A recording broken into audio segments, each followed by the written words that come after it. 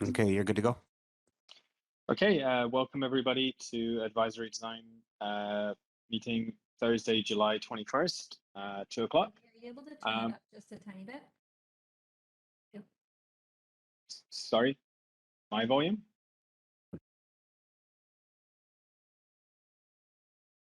You're fine, go ahead. Oh, okay, yeah, welcome to Advisory Design panel.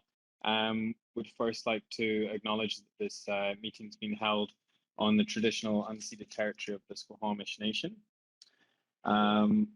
Second item on the agenda, can I have a motion to adopt this agenda, please?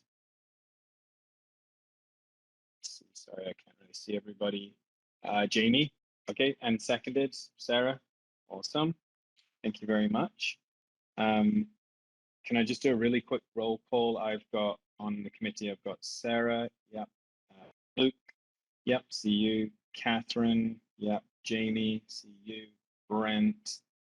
Am I missing anyone that's on committee? Jordan? Yes, I'm here.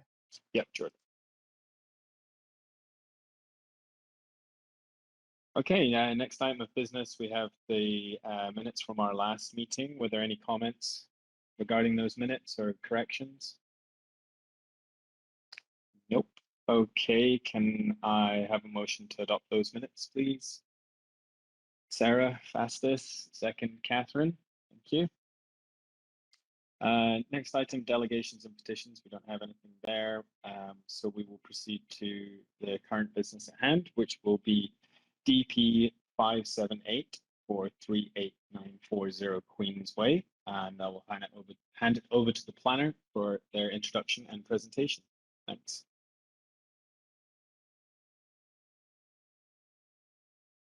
Good afternoon, Advisory Design Panel. My name is Prahalad, planner with the Community Planning Department. I'm here today to introduce an application for a development permit for 3 new industrial buildings located in the Sea to Sky Business Park at 38940 Queensway. The proposed buildings will have a gross floor area of 5,600 meters squared. The development is located in the I-4 Used Goods Industrial Zone, which permits light industrial uses such as building supply outlets, heavy equipment sales, motor vehicle repairs, and service shops. The proposed development is located in DPA 9 industrial employment and is subject to the applicable development permit area guidelines. This project has not been previously presented to the advisory design panel.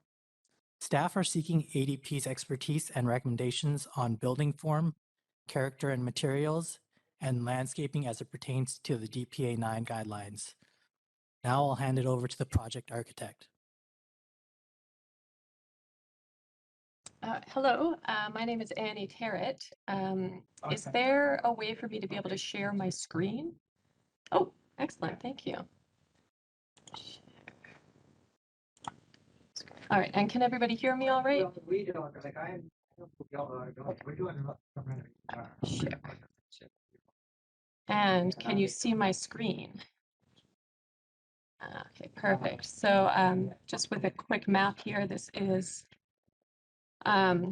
the site that we are talking about, and I'll zoom out a little so you can see it on the map a bit better right here with the highway running just over here. Oh, closed. Oh, no, it didn't. There we go. So let's see, full screen mode. All right. That up there. Oh, hold on. Okay. So don't need to see that page. That one. Okay, so here is the site plan for the project over on this side here. Sorry, are you all able to see my mouse on my screen as well? Okay, good. So over here is Queensway, the main street, and we have the main building facing the street right here, and then the 2 buildings in the back of the site. Entering the site, there's vehicle access on this side. And then on the other side, we would have an access that would only be for fire department access. So the cars would come in on this side. And then the center would mostly be for the sort of the trucks and the loading bays, so more of the inner workings of it, whereas for all the visitors coming in cars, they would come around the outside to have parking along here, down this side, and down here as well. The garbage and recycling would be back here in the back of the building. And then within the two back buildings, we have the large indoor bicycle for all the people to use, the bicycle storage. And then, yeah, sorry, I'll also say that since there is a bit of a slope at the front of the site, it's lower down here where the sidewalk is, we would have sort of two lower retaining walls to divide it up so that it gradually comes up to the front of the building along here, where we would have an even path. Just views. I have the floor plans on here, but I'm just going to head right down to the elevations that will give a better sense and talk about the materials and the form. So this is building 1, which is the main building that's facing the street. Where all the front doors would be for the main building is where we will cut in and scoop out, and that would all be the fir material, which the fir wood clear finish, which we'll see on the materials board later on. And then up above the bumped out boxes, we would have the ocean color of the Alucobond. The main material of the building is concrete, tilt-up concrete panels in a gray, mountain gray color with these highlights of the darker charcoal or gravel grays. The two end units on the front building will have patio space on the outdoor, running along the sides as well, which you'll see on the side profiles. Down here is the back of the building where each unit will have individual loading bays. And then on the sides, just for this front building, here we have the continuation of the patios coming to the back that also provides overhead protection for down below. Into the back buildings, building 2 and building 3, they'll have a similar form where all the scoop outs for the front entry doors will be of the fir finish with a different colored box above for wayfinding. Yeah, so on the side of the building where the parking and the sidewalks are, the overhead canopies will continue around. And here in the matching color to the boxes, we have the doors for the bike rooms so that it's easy for people to identify the doors for those. And then building 3 will have the lighter golden color for the boxes for the wayfinding, again with the same overhead canopy coming along where there will be parking in front here. So to get into the materials, the tilt-up concrete panels will all be this Pikes Peak gray color. All of the accents, all the fascia accents that will be along the edges of both the balconies and the overhead protection will have the darker gravel gray color. All of these soffits on site will be the cedar, use unfinished cedar wood. All of the cutouts where the entrance doors are that we scoop away will be finished in horizontal fir wood. Each of the bump out box accents for the buildings will be Alucobond panels, the front building being the ocean color, the back 2 buildings having varying colors of gold and copper. The patios will have glass railing around them to maximize the views, since this building would hopefully have views out towards the Squamish Chief Mountain. And I think Travis will speak more about it in landscaping, but along the front of the building, there will be large wood benches. And then also for any of the stairs on the site in the exterior, we'll just have the simple metal railing. And then just a few shots done up from different angles throughout the site to give an idea of the form.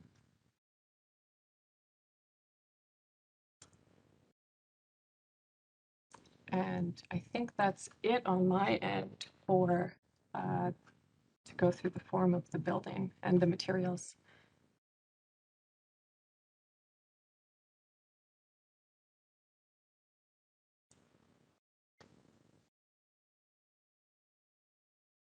Okay. Do you have landscape? Yeah, Travis, are you able to present now? Yes, I am. Thank you for having me here. Really excited about this project, and I'll just give you some brief ideas of where we've landed since the last submission and kind of what we've done to work with the form of the building and the circulation. I'll start with the planting plan. It was designed to be a rigorous and generous planting palette. It provides a lot of biodiversity and seasonal interest to the site. There's a lot of focus on practical maintenance and aesthetics. I've made sure that I designed certain areas to be water-wise, so planting communities are hydro-zoned, so that way the irrigation could be using less water and be timed electronically, that it's adaptable to the environment, because we know during the winter we're getting more rains than we used to, and in the summer we're getting a lot more drought. So in addition, the plants have been specifically chosen so that they can be drought tolerant and established in 2 to 3 years. And onto that is the landscape plan.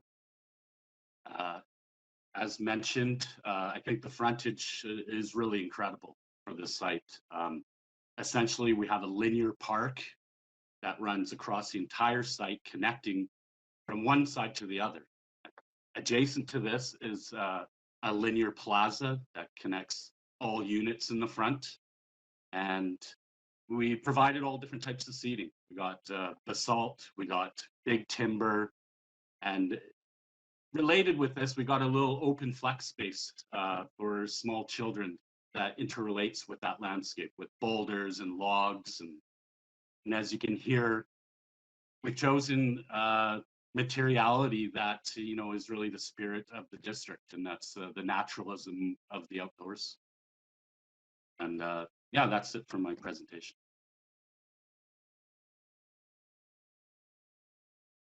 Okay, thanks. If there's no more comments, then what we'll do is we'll run through questions from the panel and then follow up with comments. So I'll start off with Sarah, please.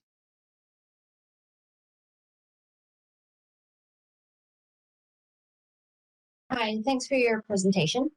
Can you explain to me on the landscape plan, what refers to it on the architecture drawings and then says see landscape, 2 bikes, it's in one of the bump out spots on the plaza area. Can you explain how those bikes are going to be locked at that space, if they're going to be going in horizontally or if they're Yeah, coming so particular?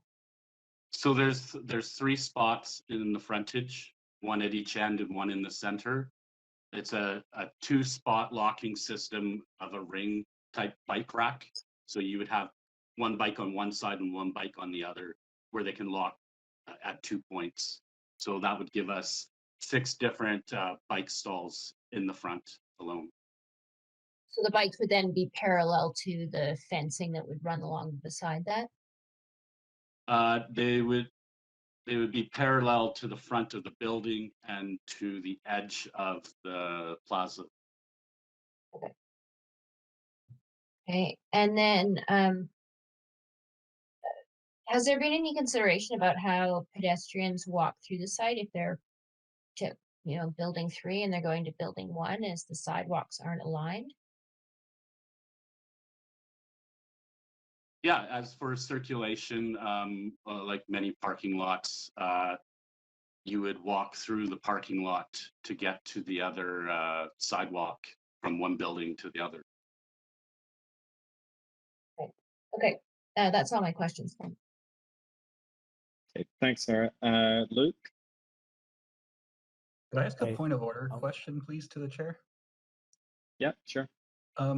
Was there a reason we didn't get a visual to walk through the landscape plan? It's pretty hard to review and provide questions and comments without having seen that through just the verbal walkthrough. Yeah, I know we got supplied one through the agenda, but the applicant decided not to share when they were talking. But Travis, can you share the landscape?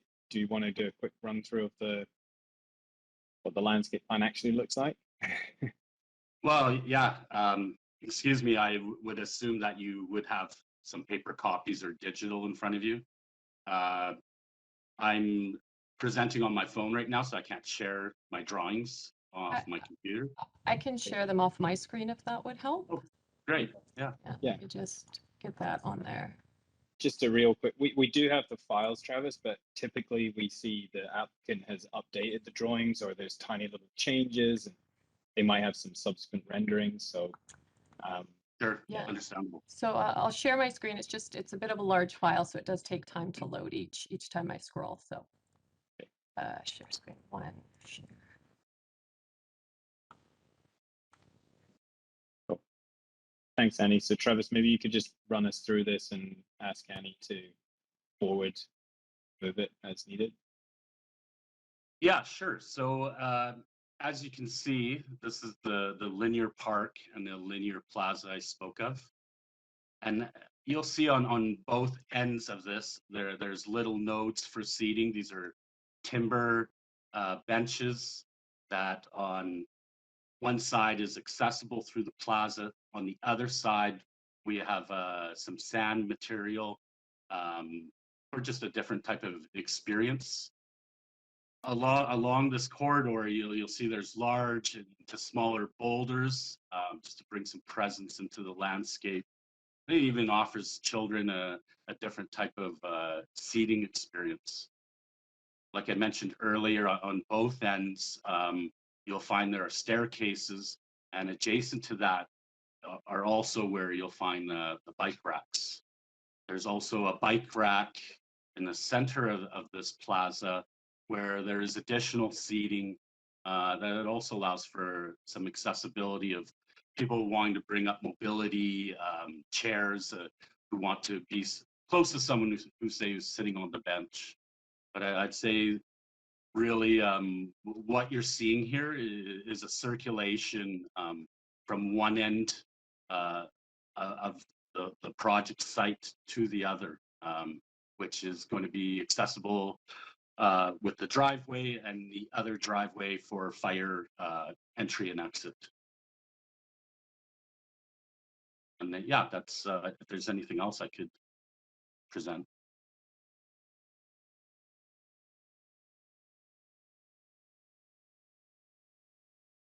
Yeah, there's Annie was just showing the planting plan there, and based on the guidelines that the district has required, and I'd say most significantly, it's about the bear aware. So this is to make sure we're not attracting bears to the site, which is a challenge because it's a matter of not using plants that are berry and seed producing. And so at the same time, we're required to create a drought tolerant and really robust planting plan.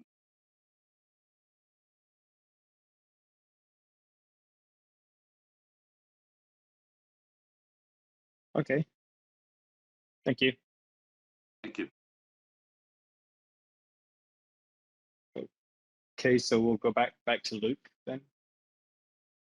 Okay, thanks for running us through the landscape again. That was helpful. Question for the architect. The need for the second entry, so that it's for fire access, is that for code for having the access all around, or was it just for more for convenience?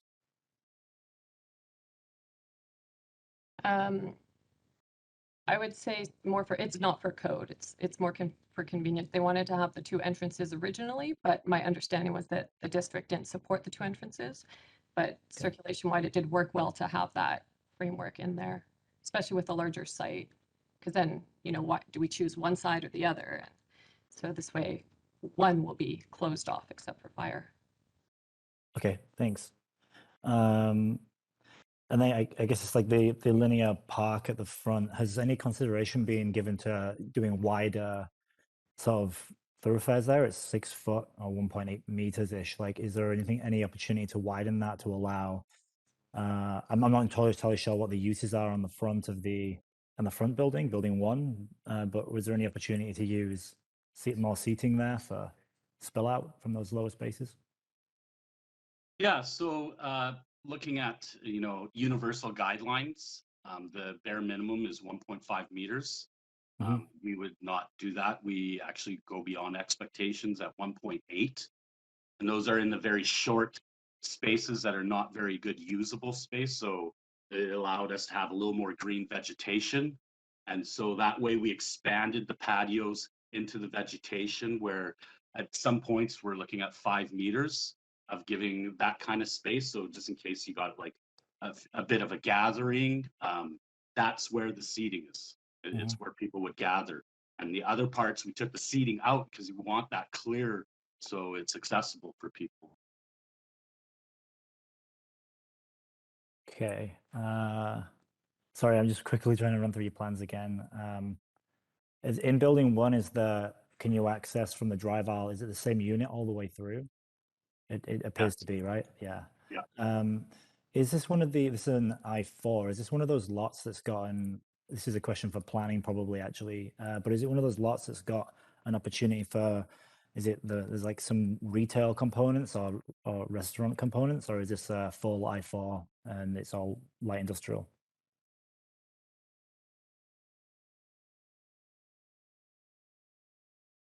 There are some accessory uses for restaurants allowed on this parcel.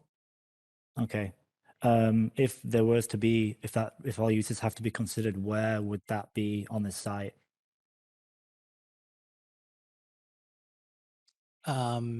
There's no like restriction on if it needs to be in the front or the back.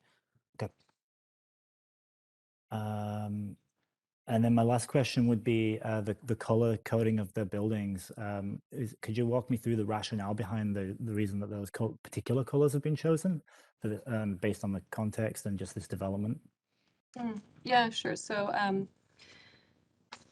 trying to work with somewhat natural colors that are, I shouldn't say natural, colors distinct to experiences in Squamish. So typically, I used to rock climb a lot up there. I'd go up the Chief a lot, and that really struck me, going up there, seeing these beautiful sunsets. So trying to have the building that's grounded, that's representative of the mountain and can start to blend in with stuff in the background, and then having the different color boxes representative of the, so it's just like a beautiful sunset out there, while also working within the standard colors that the Alucobond panels provide. So it's not like we could just go and pick any color completely. So it was working sort of what's available currently as well with the product.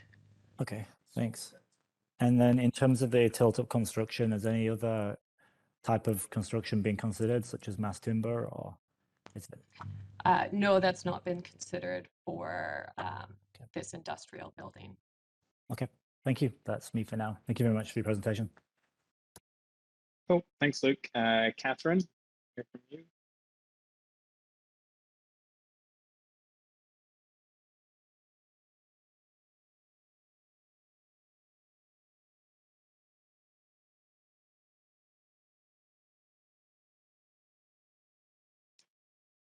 Sorry, I don't have any questions. Okay. Jamie? Just, I guess, further to Luke's question about permitted uses, question for the planner, is there anything else that is a possibility on the site?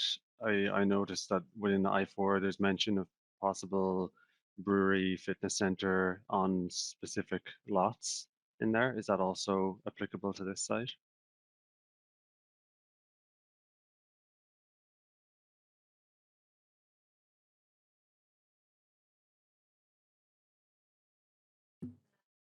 Barish, you still with us? Yeah, sorry. Yeah.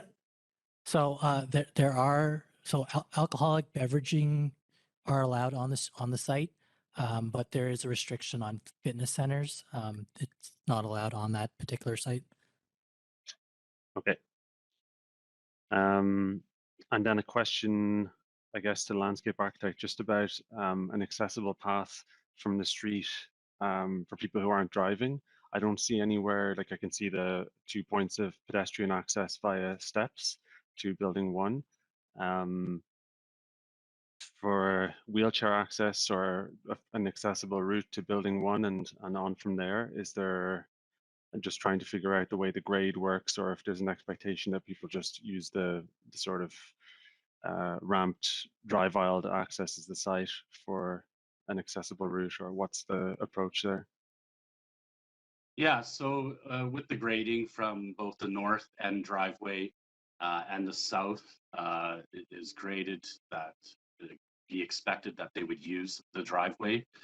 The one to the south, we wouldn't typically see vehicles coming through this driveway, so it looks to be a safe route for someone who needs that accessibility. Okay, a question for the architect then, just about weather protection for building 1. So I can see kind of a number of projections on the upper floor, but is weather protection continuous across the face of the building, and what kind of depth? I don't kind of see like a consistent dashed line on the ground floor plan to try and read it. Yeah, sorry about that. Yeah, so all along the front of building 1, there would be a 5-foot projection, and that's what that darker gray highlighted piece is on the lower level. So there's actually 2 levels, and then it would turn the sides of each building just to go back the length of those overhead patios, and that would be at least 5 feet Okay. in depth. Yeah. Yeah, projecting out. And then just a question about the bike parking. So the 2 secure bike rooms that are in the back of building 2 and 3, I presume those are for staff parking provision for the whole 3 buildings? Yeah, so there'd be, I think the requirement was 30 secure bike parking overall, so there'd be 15 in each building. Is there a reason that they can't be kind of evenly dispersed, 10 per building, or some provision of secure bike parking for building 1? No, it was just started to carve away so much from building 1 when we started to put it there as well.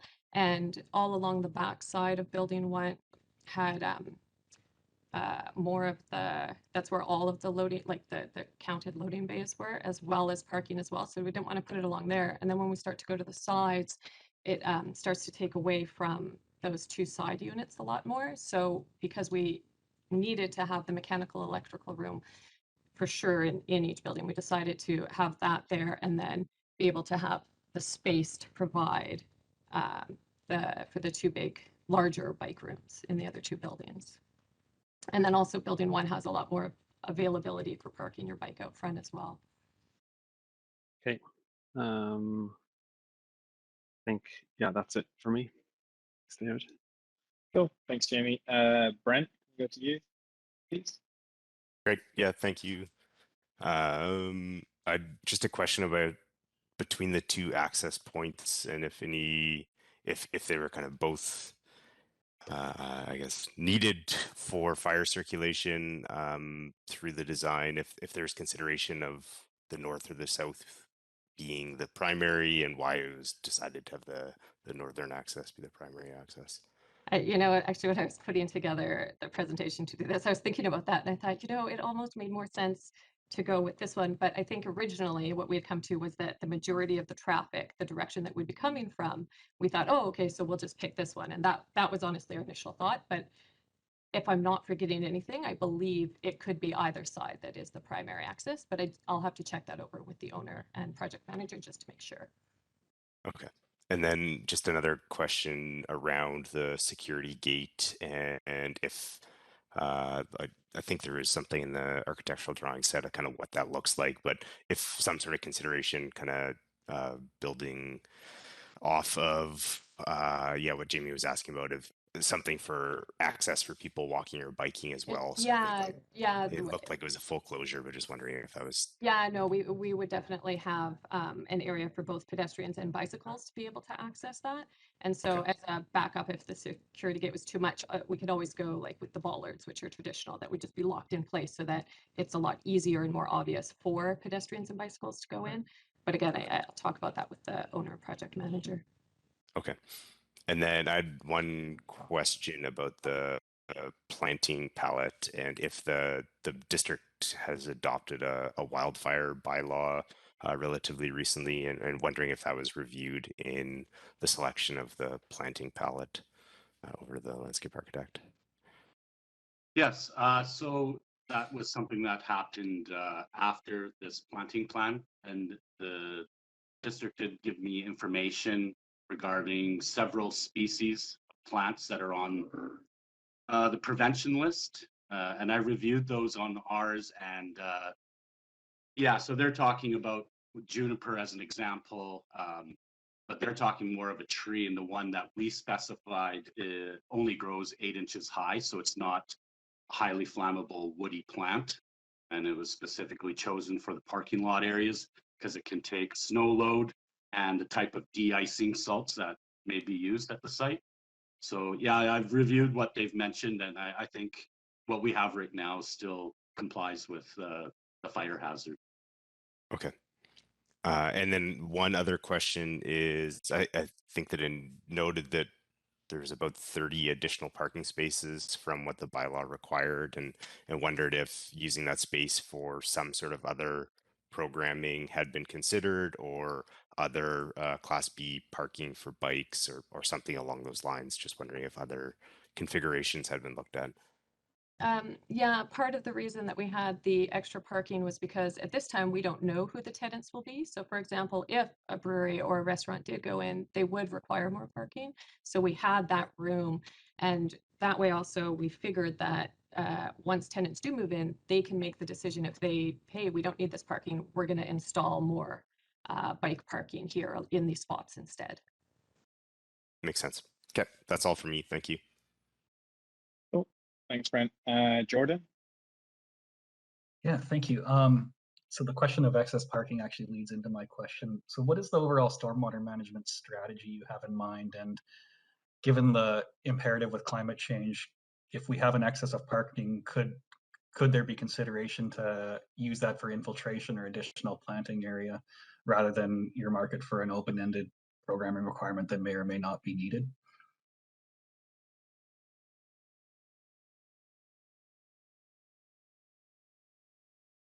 Annie, you take this? Oh, yeah, I thought you were gonna, I can take it or you can take it, but yeah, that's definitely something that we can look into. Thank you. That's all I had. Okay, and as is usual, everyone's asked all my questions. So I think I've just got two that I can think of. Is there any accommodation for EV charging on the site? Yeah, that not at this time. It was just recently brought up in an email from the city, and so yeah, I'll talk about that with the owner project manager, and I assume that's something that could be put in. Okay, and then second question: given the kind of nature of these tenants being the kind of motor industrial, I see the turning radius you've got on the site plan, but does that envision a kind of WB20 or a large semi-trailer having to come in, load, and then reverse out? There's no turning radius, turning circle Oh for yeah, a large yeah, truck? yeah, we have an auto turn program, and we use the largest truck that we had, but we're not sure that that size of truck would even be coming onto the site, and so we'll work more with the civil engineer to confirm that all of those requirements are met on the site when everything is full, like when all the cars are parked in there and everything, so that we're making sure it fits. Okay, that's all for me. I don't think I've missed anyone. Does anyone have any other questions before we go to comments? Nope. Oh, Sarah, you got a question?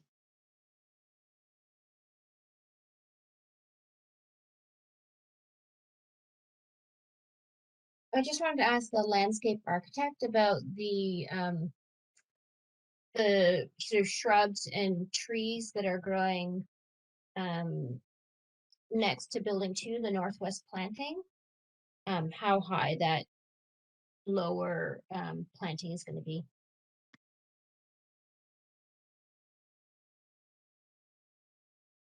Sorry, so you're talking on the back side?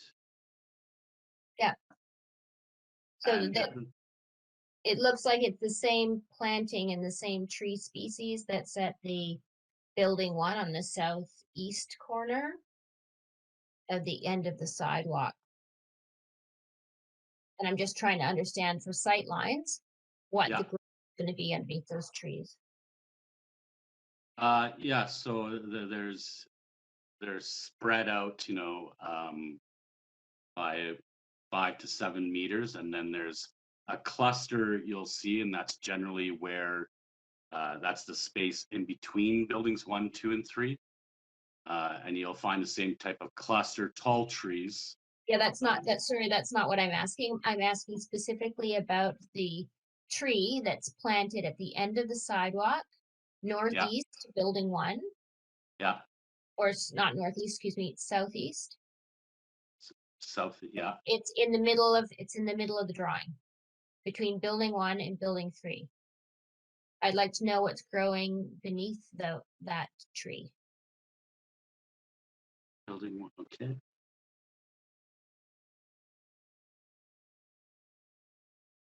Sorry, I just have to go through my drawing here.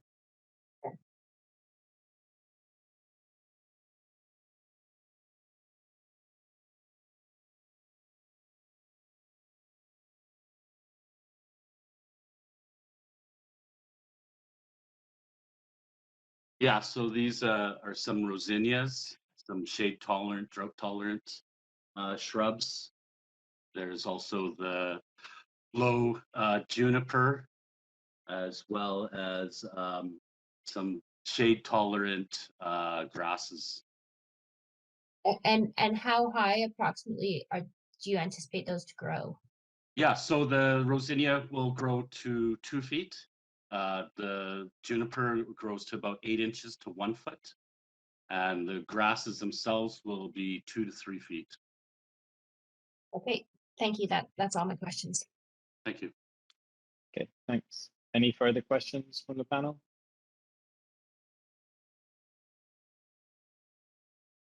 No. Okay, cool. We'll go to comments. Can I start back with you, Sarah? Comments? Sure. So, given that there isn't an accessible route from the sidewalk on Queensway, that there's be a delineated section access through the non-primary access into the site, and additionally, you may need to have signage at the other end so that it's obvious you don't need to go in the drive aisle in order to access that, to direct people to the accessible route. I also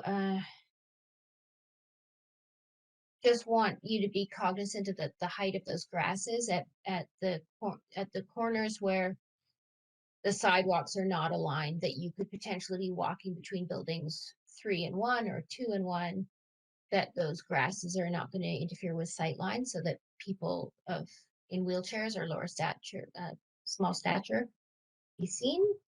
And yeah, just to ensure that the spill out it's not going to be too tight. Like, you should have a minimum of 1700 millimeters, so people can pass in between, so that there's not challenges with the bikes spilling out. But if they're going to be on the other side, then that's all my comments right now. Thank you. Okay, thanks, Sarah. Luke? Yeah, my comments would be if it is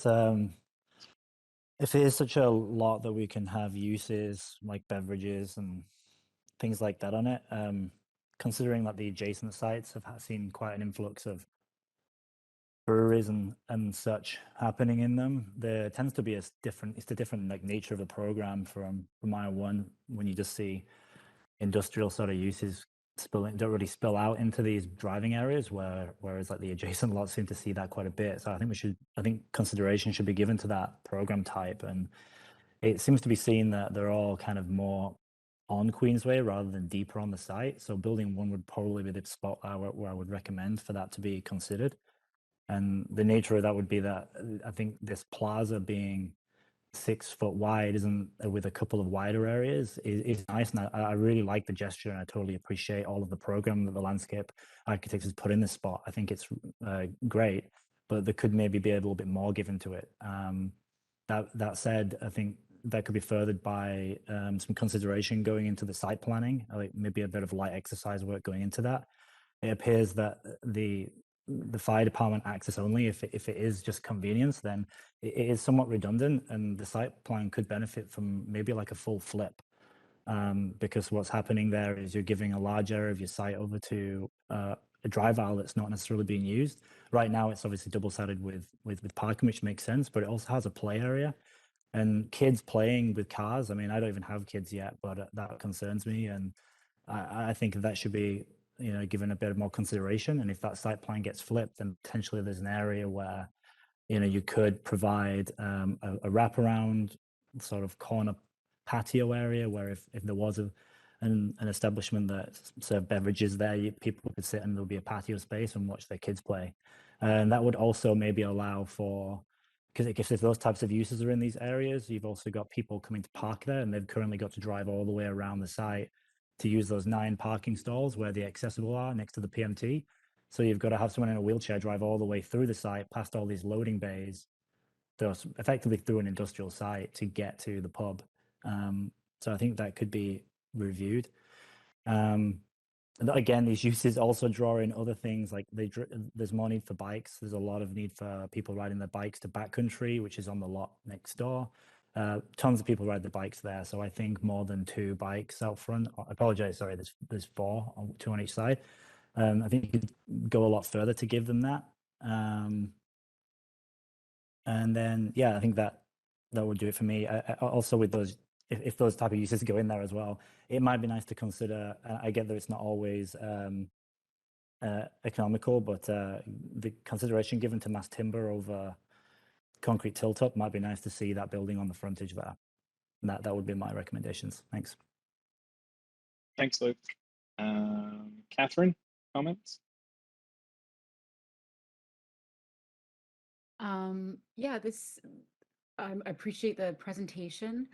I would echo what Luke said around creating more patio space.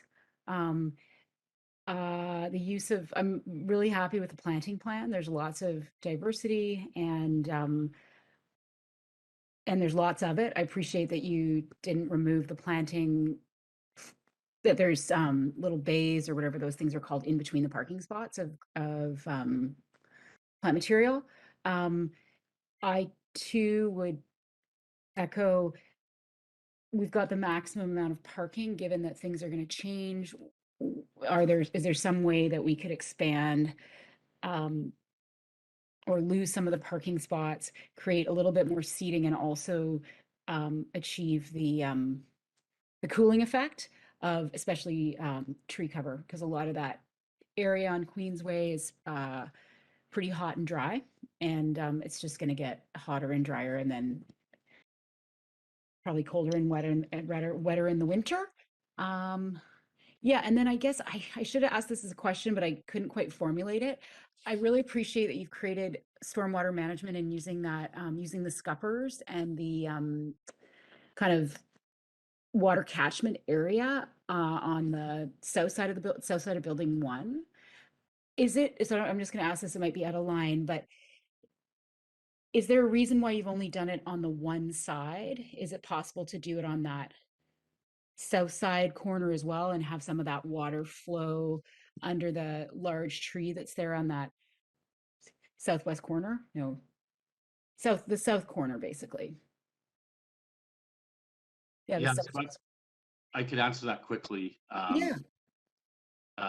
What you'll see is that there is no drainage along the patio plaza, because that's going to drain directly into the vegetated beds. And it's something that was considered of more of the site. But as is right now, these areas can only take in so much in a stormwater event, and that would be a total different consideration. And just help me, is there a possibility, I sometimes get my cardinal directions wrong, but it's north, it's on the south side, that southwest corner there.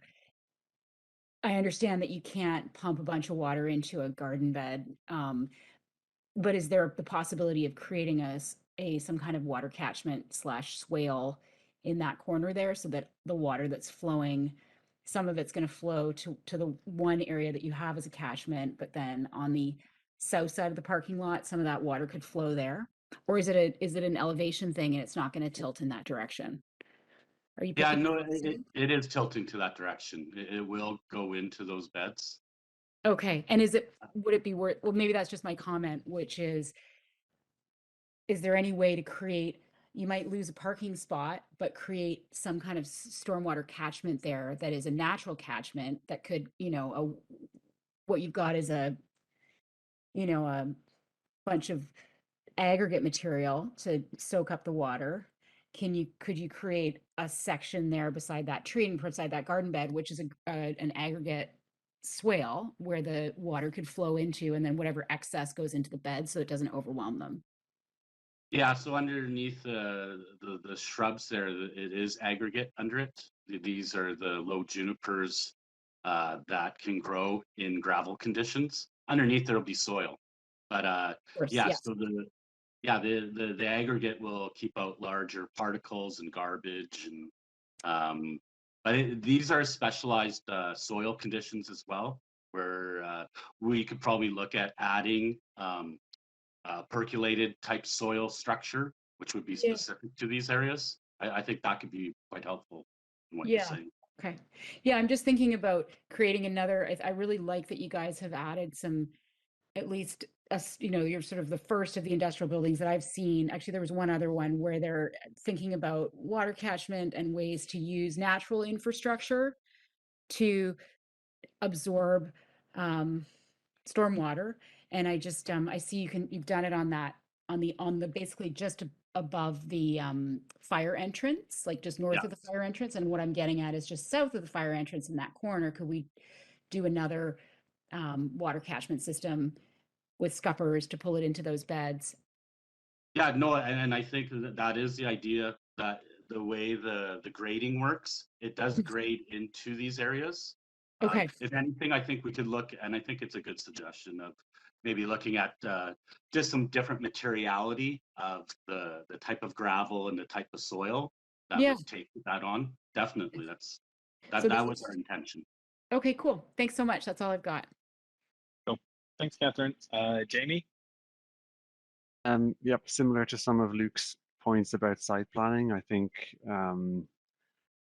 the site is sort of future-proofing itself for parking capacity, maybe to the detriment of a lot of other potential uses. I think there's enough completed similar projects in the area to get a sense of how these spaces are actually used and what's working and what's not. And I think the siting of building 1, it's very close to Queensway, which has some positive kind of effect on the road. But I think the space that's left over is just very tight. And because of that, I think it's been addressed quite nicely by the landscape architect. But I just think the leftover space between building 1 and the property line is creating a pretty inflexible space for the future.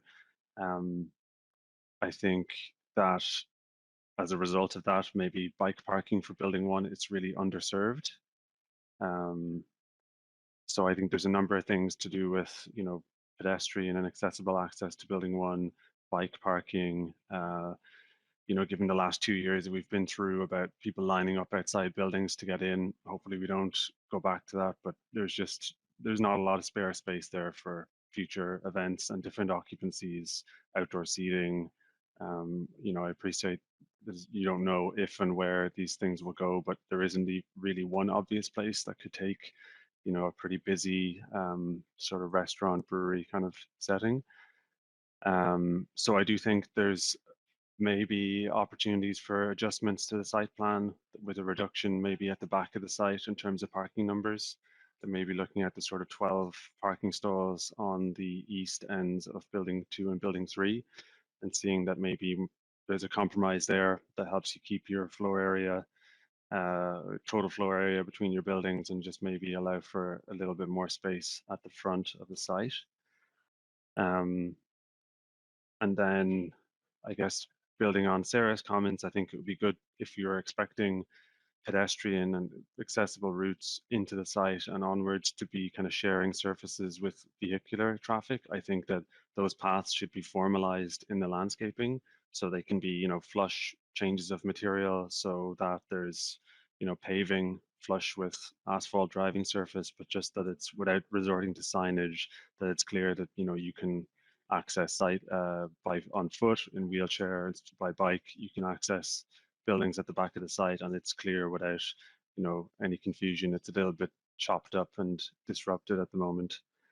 And then sort of aesthetically, I would just say that the sort of accent colors could maybe be toned down slightly. I think, you know, it's a very clear way to differentiate the 3 buildings, but each of them has either, you know, a different siding or a different orientation. And I think the contrast between each of the 3 Alucobond access colors could maybe be made a little bit more subtle. I don't think it needs to, you know, it's not like a row of 3 buildings with the same orientation that you need to contrast. I think it could be a little bit, yeah, a little bit more subtle on the color palette. And that is about it. Yep. Cool. Thanks, Jamie. Brent? Great. Yeah, thanks. Yeah, I'll echo a lot of comments from Jamie and Luke and Catherine as well. Yeah, I think great to see an industrial building in this area that has a more kind of people-focused street frontage. I think that a lot of the buildings that we see have large parking areas in front of the building on Queensway, and that this is a nice way that it kind of connects to the people in the street, and I think especially the development that's occurring in North Yards. I just kind of measured it's less than 800 meters away. So, you know, a 10-minute walk I could see if I lived in North Yards, and some of the new buildings that are going in there being a demand. Currently, the sidewalk is not continuous, but hopefully through continued development and future projects, that'll make that more of a likelihood.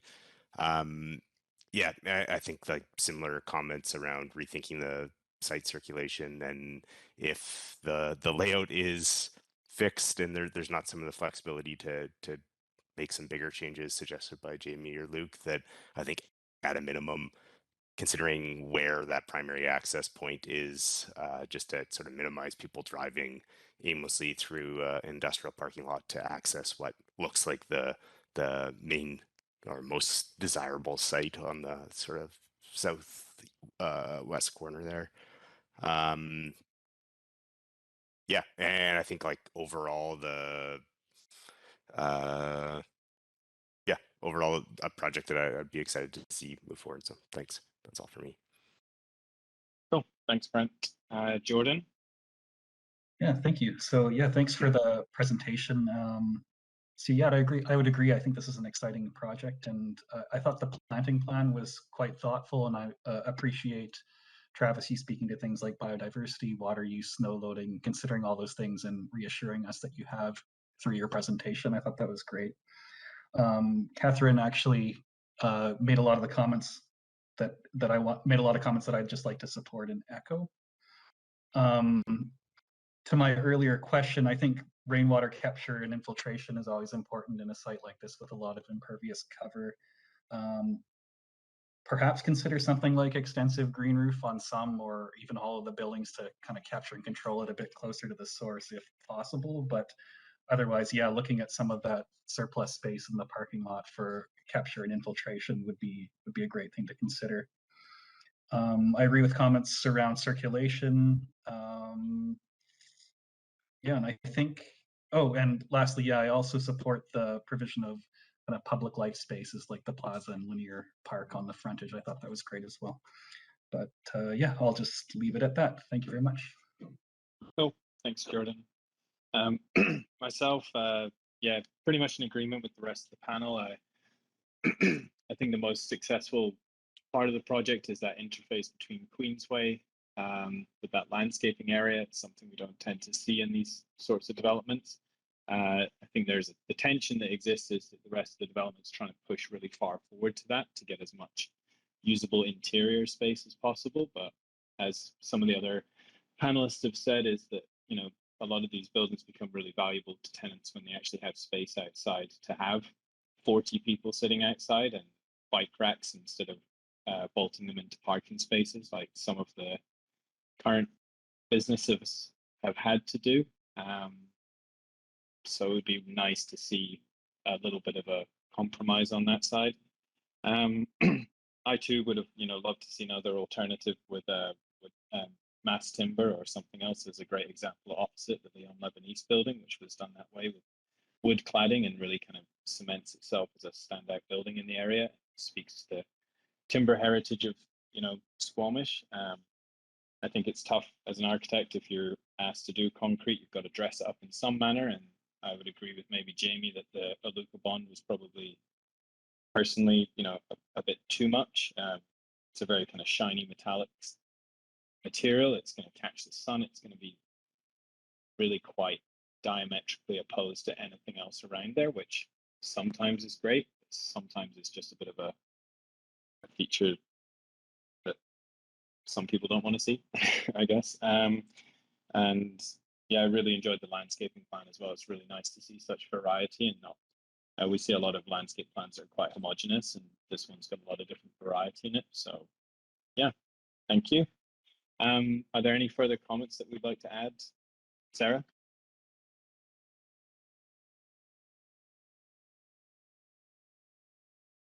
Sorry, I forgot to add, given that we've got the extra space, I would encourage you to have at least 2 of the accessible parking spots be van accessible.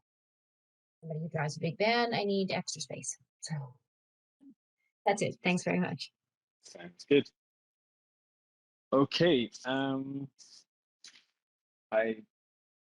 go as far to say that I think there's a continuous line of agreement in a lot of our points. It's not like one of the ones where we've had where half the panel thinks one thing and half the panel thinks other. So unless there's anyone else who wants to cement any ideas or comments onto it, I think we'll just leave it to the district to take notes there. So I'll maybe move to our recommendations. So I'll just read these out real quickly again. So our recommendation A, that the advisory design panel supports the project as presented and does not need to see this project returned for further review. B, that the advisory design panel supports the project in general and would like to see the applicant to work with staff to resolve the following recommendations. C, that the advisory design panel would like the applicant to resolve the following recommendations and return to present the revised project to advisory design panel. D, that the advisory design panel does not support the project as presented for the following reasons. Do I have any discussion first before someone moves, or?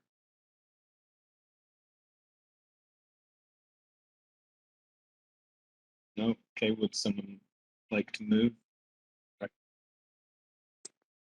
Move for B. B from Brent. Any discussion there, Luke or Catherine? Or? I was thinking C. C is where they go back and come back and talk to us. Mm-hmm. Yeah. I'm somewhat on the fence between B and C right now. I do support the project. I think the landscaping was very good, but like the thing that concerns me the most is the site planning, and I wouldn't want that to move forward without seeing it again in a way. I don't know if anyone else feels the same, or could we maybe just briefly say if either B or C will come with the following recommendations? Is one of them to explore site plan issues to do with access and space in the front of the site? Like, what are the recommendations that we'd like to see? Either in the case of B, they work with council with staff, sorry, or in C, they come back to design panels. maybe if we just discuss what the recommendations are, we can choose whether they need to come back to. I think that's Yeah. a good, I think that's a good point, because whenever I pick C, I often feel like, oh, we're just delaying the process, and so I'm not. But I do think that we need to consolidate what our recommendations are, and then as long as Yep. those are addressed, then I feel comfortable letting them move forward with staff. Yeah. I think- Sorry. I was going to say, I think because there, with the circulation, there was a life safety thing mentioned with proximity to play. Like, I think that merits a check back in, or at least a firm recommendation that would be worked through with staff. And just, when we have to compare it to the DPA 9 guidelines and review it solely based on, well, we have to refer to those, but the staff has asked specifically for comments related to accessibility and site and circulation and site layout. And similarly on the fence as well, but I know that if we firmly state that we would like the applicant to review the planning, then I'm fairly confident that staff will take that on board. So I don't want to unduly delay our project either. So I think B, for me personally, if the recommendations are fairly firm, that the applicant take a look at the site planning strategy. But I'll let someone else make a motion or recommendation, Catherine.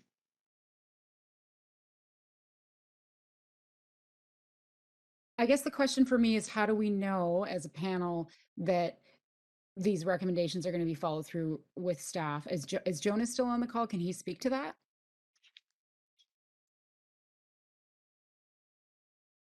I have to trust Jonas that I he's know. do it, and then He when it seems appears to trustworthy. council, he seems it. I Seems don't like know. a good guy. Yeah, I think so. Well, I think staff are ultimately the regulator here, so they would, like, we would advise them, and they would ensure that the comments are interpreted within the scope of their Mhm. their Yeah. role. Yeah. And our minutes go to council as well. So if planning just decide to not pursue that with the applicant, then it's also reflected there that the. Yeah. the- So it sounds like if we were to consolidate the recommendations, it would be really considering the site plan and the different entranceway, and looking at expanding the frontage on Queensway to have more access, more ability for. Yeah, the potential uses, they're actually going to be there. So Yeah, Yeah. that's kind of the big one, and that's going to be that's going to reduce their square footage, or it's going to move parking around, and that maybe there's a reduction in parking to accommodate those bigger uses. but similar Yeah. to Jamie's comment, I think we just slide it to get rid of those 12 spaces at the back, and then you've got 19-foot extra at the front. But Yeah. Yeah. Okay. Well, that sounds like a Okay. pretty strong recommendation. perfect. Okay, could I have a motion then for recommendation, Sarah? Yeah, I'm fine with B now. B. I think that Brent had put that out initially as to for B, so I don't know whether or not he's still Yeah, put the original yeah. motion on. Okay. And then I'll Happy just then. Okay, so we got a motion from Sarah and let's say a second from Brent, and then because it's an online one, anyone against? No, Okay. but can I add to that recommendation that if the patio does get larger to accommodate these future uses, that the landscaping doesn't reduce to accommodate that? I really think that Yes. we should retain the Yeah. amount of landscaping. Yeah, I'd I say. echo that. Let's put that like in bold print. The landscape is fabulous, and we don't. Yeah. Okay. Okay. Perfect. Okay, so C, thank you. Thank you to Annie and Travis. Don't think there's any other business other than termination, close of the meeting. Can I have someone to motion for termination? Sarah is always so fast. I see her hand kind of inching up as I start saying that. And second, I saw someone. Yeah, Okay. Jordan. Okay, perfect. Thank you very much, everybody. Thanks, everyone. everyone. Enjoy the Thanks, everyone. sunshine. Yeah, okay, cheers. Cheers. Bye-bye.